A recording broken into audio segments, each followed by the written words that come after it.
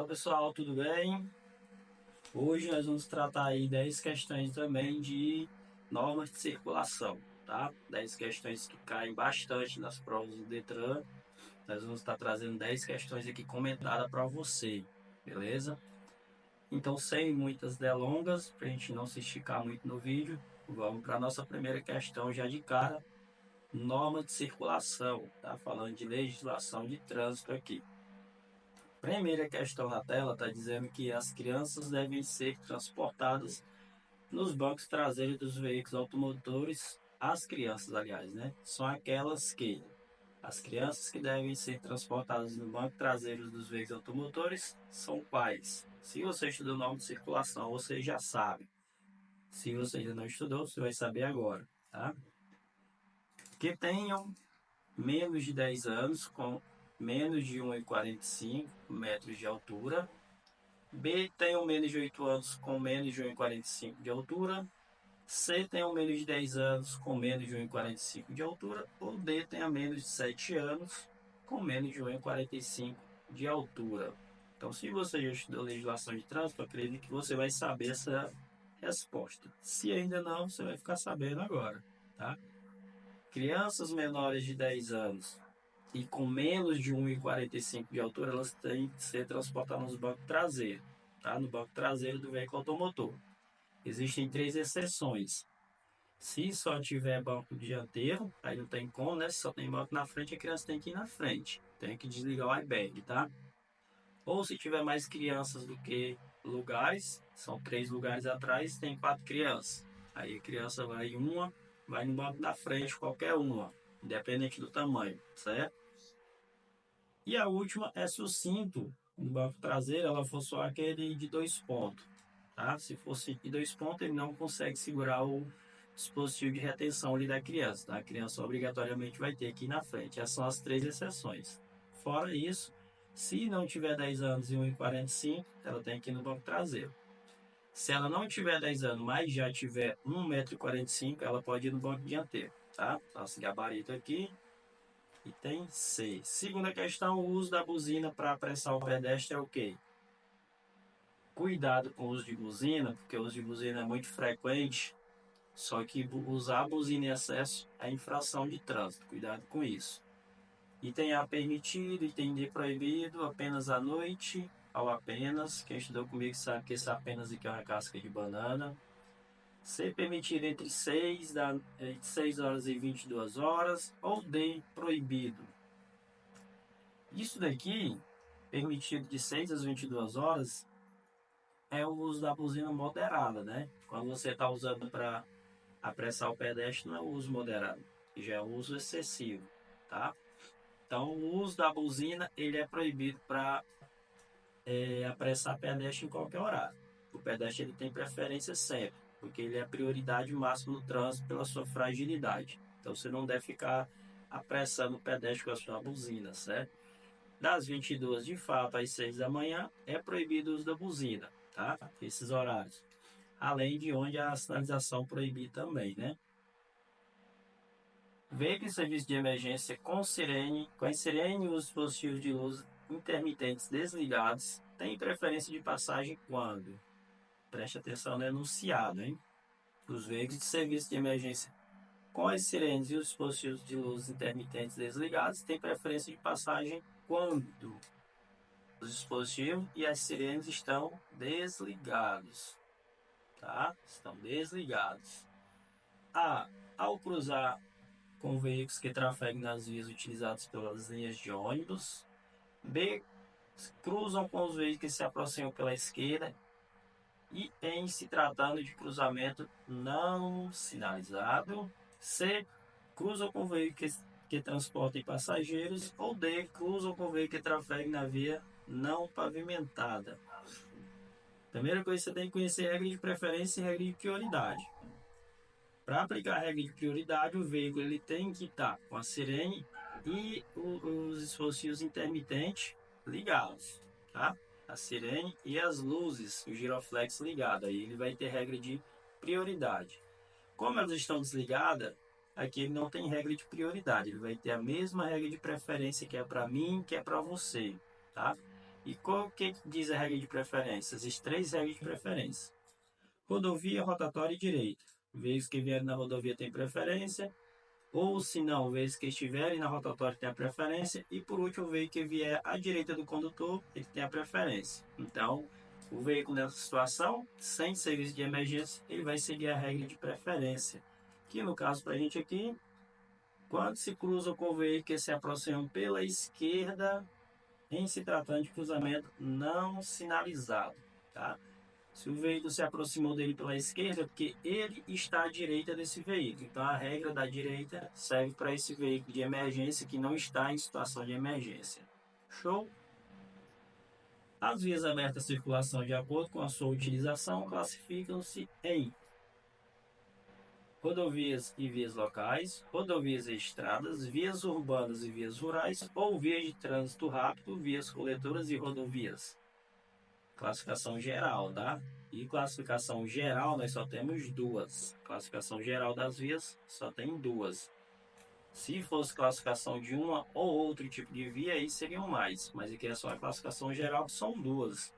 E o nosso gabarito aqui, item C. Vias urbanas, claro, dentro do perímetro urbano, e vias rurais que já estão fora do perímetro urbano, né? Rodovias e estradas, estrada de chão batido.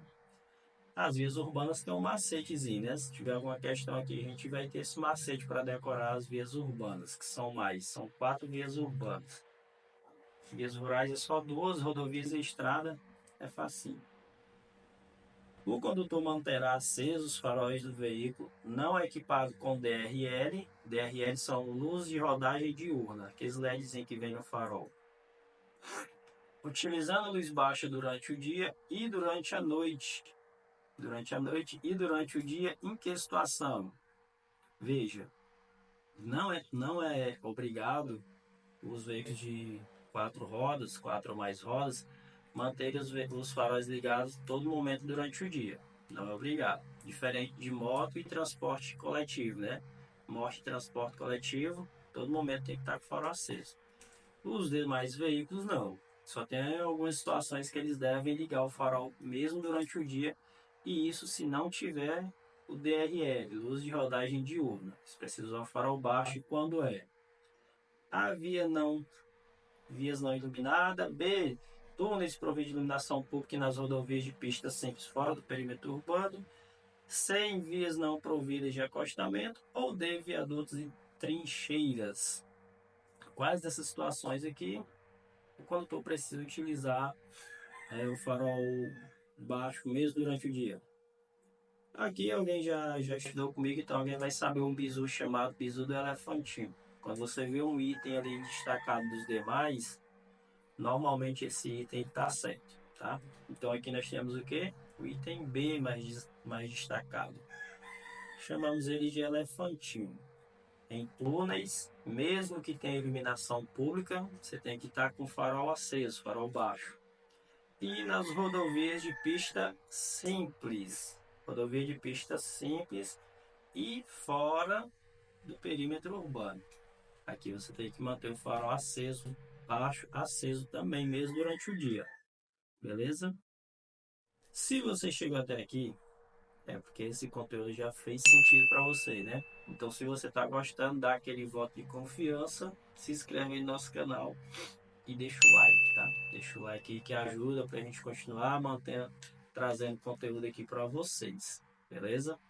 Vou deixar também fixado aqui no primeiro comentário o nosso curso de simulado para a primeira habilitação. Para você que está no processo de primeira habilitação e está inseguro, nós disponibilizamos aí um curso para você ficar respondendo junto com a gente em vídeo, com PDFs também, para você ir praticando até a sua prova, e suporte direto comigo, tá? Vai ficar fixado aqui no primeiro comentário. Vamos continuando aqui. Onde não houver sinalização regulamentadora, a velocidade máxima das vias locais será de quanto? Via local é uma via urbana, né? Via local é uma via urbana. Quando não tiver sinalização, que se tiver você vai seguir a sinalização, mas quando não tiver tem uma regra para as velocidades das vias já determinadas, tá? Da via local o quê? 30, 20, 50 ou 40? Primeiro vamos saber quais são as vias locais, né? Nós temos aí a via de trânsito rápido, arterial, coletora e local. Trânsito rápido, arterial, coletora e local. Para você decorar essas 4 vias, é só você lembrar que tem alguém chupando laranja. Lembrou que tem alguém chupando laranja? Você já decorou as 4 vias urbanas. As velocidades de cada uma, a de trânsito rápido, claro, é a mais rápida, né? Então começa com 80 km por hora. E aí a gente vai descendo 20, arterial 60, a coletora 40. Aqui dá uma quebrada, o local é só 30, desce 10 aqui. Então aqui você já achou a resposta da questão, né? As vias locais, velocidade máxima 30 km por hora, beleza? E se perguntar a mínima, velocidade mínima das vias locais, a velocidade mínima é sempre a metade da máxima. Então a mínima da via local é 15 km por hora. A mínima é sempre a metade da máxima. O condutor deverá utilizar o pisca-alerta na seguinte situação. Pisca-alerta também de uso indevido é infração de natureza média, tá? Usar o pisca-alerta de forma indevida é infração média. Quando é que ele pode utilizar? Item A, em imobilizações ou situações de emergência. B, transitando à noite. C, sob chuva ou neblina. Ou D, sobre cerração. Mais uma vez, o nosso elefantinho entra em prática. Em imobilização ou situação de emergência ou quando a sinalização da via determinar o uso do pisca-alerta, tá? Só nessa situação. Saiu disso, vai ser infração média. Os condutores de motocicletas, motonetas ou ciclomotores não poderão circular nas vias A, transportando crianças menores de 10 anos. B, utilizando capacete de segurança com viseiro ou óculos de proteção. C, segurando o guidão com as 2 mãos. Ou D, usando vestuários de proteção. Essa aqui também não é cara, viu? Claro que o condutor tem que utilizar o capacete de segurança com viseira ou óculos de proteção, né? A falta do capacete é infração gravíssima.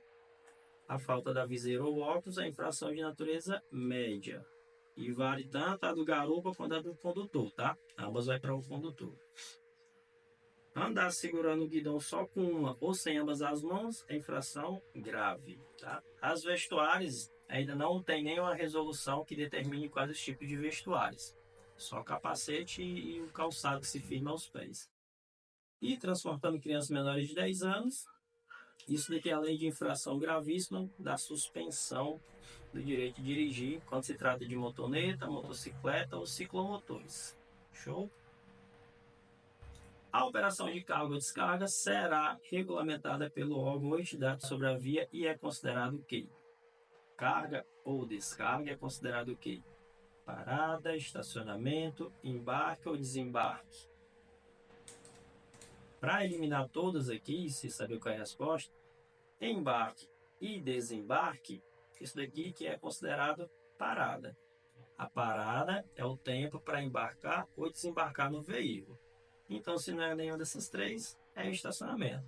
Carga e descarga é considerado estacionamento. Última, as crianças com idade de 1 a 4 anos, com peso entre 9 e 18 kg, devem ser transportadas em que tipo de dispositivo de retenção?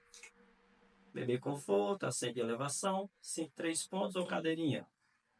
Bebê conforto é para o bebê recém-nascido até 1 ano, né? O assento de elevação já é para uma criança maior, só para apoiar o cinto ali, pegar no canto certo. Então, assento de elevação também não é. O cinto de 3 pontos aqui é para criança que já tem 1,45. Aí já não precisa nem do assento de elevação. A cadeirinha sim. Cadeirinha é obrigatória para crianças de 1 a 4 anos, beleza? Então aqui nós fechamos 10 questões de norma de circulação, um dos conteúdos que mais cai em prova também. Espero ter te ajudado e para você retribuir, se inscreve aí no nosso canal, curte e compartilhe esse conteúdo aí com quem está no processo de habilitação também para você ajudar outras pessoas. Valeu? Tamo junto e até o nosso próximo encontro. Valeu, pessoal!